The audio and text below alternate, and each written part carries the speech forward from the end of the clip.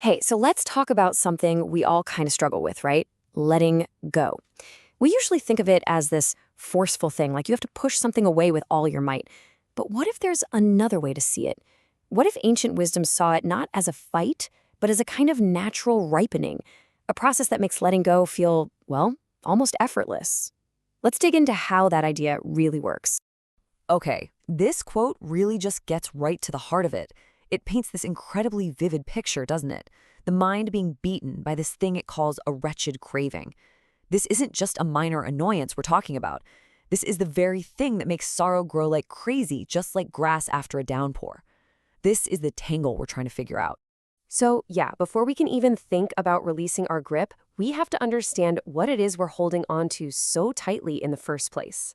In this first part, we're going to untangle this whole idea of grasping and see exactly how it's the source of the suffering we're all trying to get away from. And wow, the texts are incredibly direct about this. Grasping isn't just, a bad habit. It's described as the actual engine that keeps us going in this cycle of suffering. The logic is pretty stark, but it's simple. If you're born, you're eventually going to face death. And this whole cycle, the thing that causes all our deepest fears, is driven by this constant act of grasping. It's the very root that holds us here. I love this image. It's just such a perfect description of what a mind caught in craving feels like.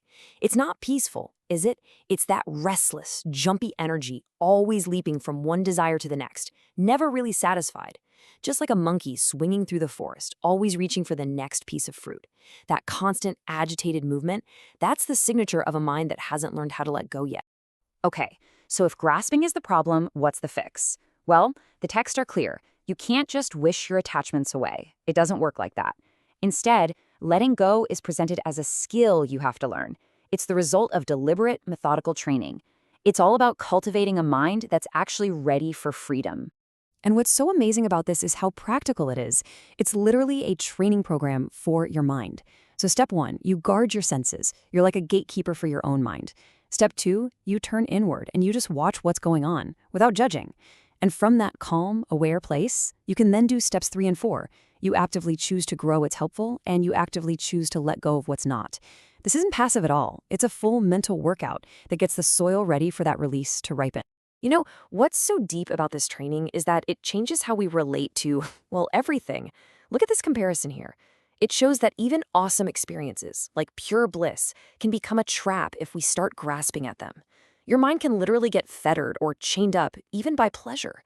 But a freed mind, it knows how to experience things completely, but then it just lets them fade away naturally, without grabbing on.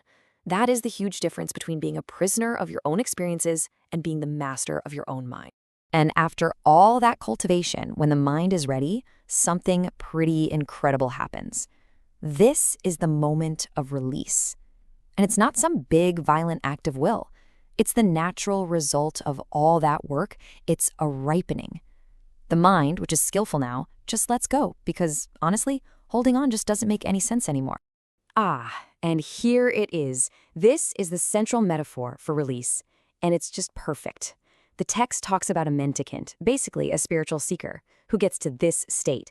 And like a snake, they don't fight to get their old skin off. They just outgrow it. The old, worn-out layer just falls away on its own, revealing what's new underneath. That's the image of real letting go. A complete, transformative, and totally natural shedding of old attachments and old identities. So, what's this final state actually like? What does it feel like? The texts describe it as the ultimate freedom, a deep, unshakable peace. They use this really powerful imagery of cooling a fever or quenching a fire to talk about the end of craving's constant burning heat. And this is what happens when you're quenched. This final set of slides shows us the pillars of suffering being completely taken apart. The first one to go is lust, that intense, grasping desire. But look at the language here. Given up. It's not fought with, it's not suppressed. The energy that was driving it has just been understood and released. That constant pull is just gone. Next, the second pillar, hate, aversion, all that negativity, it's completely uprooted. Just imagine how much energy we spend pushing things away, resisting what's happening, fighting with reality. In this state, that fight is just over. There's nothing left to struggle against, just this deep, profound acceptance. And then finally, the third pillar, delusion. that fundamental confusion about what's real and what's not, it just vanishes. It's like a thick fog that you didn't even realize you were living in has suddenly lifted. And for the very first time, the mind can see with this perfect, unwavering clarity. And this is the final declaration. Quenched. The fire of greed, of hatred, and of delusion that fuels this whole cycle of suffering has been completely put out. There's literally nothing left to burn. This state of ultimate peace is what the texts call nibbana, which actually means to extinguish. It's the final freedom. So after all of that, this ancient path from grasping to release brings us to a really personal question. When we look at our own lives, our own attachments, our own sorrows, this wisdom doesn't just hand us answers. It invites us to ask ourselves, what old skin am I ready to shed?